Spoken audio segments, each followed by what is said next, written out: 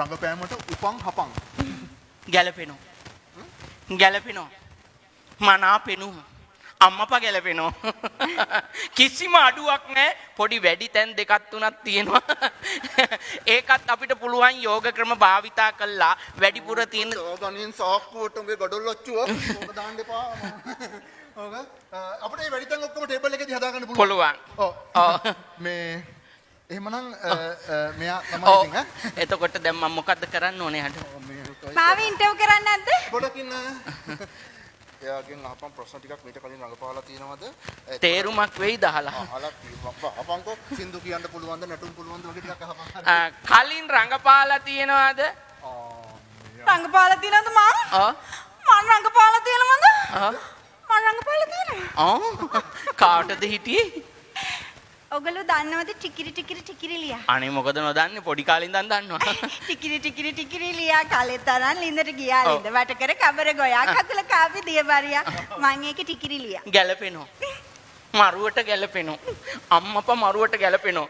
අම්මපා මේ කලේට උකුලකුත් ආවනම්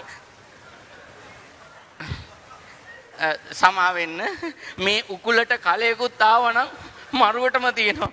පොඩ්ඩක් ඇවිදලා පෙන්නන්න බැරිද? පුළුවන්. අයියා කලෙත් එක්කද කලේ නැතුවද? කලෙත් එක්ක දෙන්නකෝ. කලේ අරගත්තා. තියාගත්තා. හත්තලාමයි. ගෙදරට යනකොට කලේ වතුර නෙමෙයි කලේවත් ඉතුරු වෙන එකක් නෑ. ඈ බං. මට ඔය කවිය පොඩි අවුලක් තියෙනවා බං.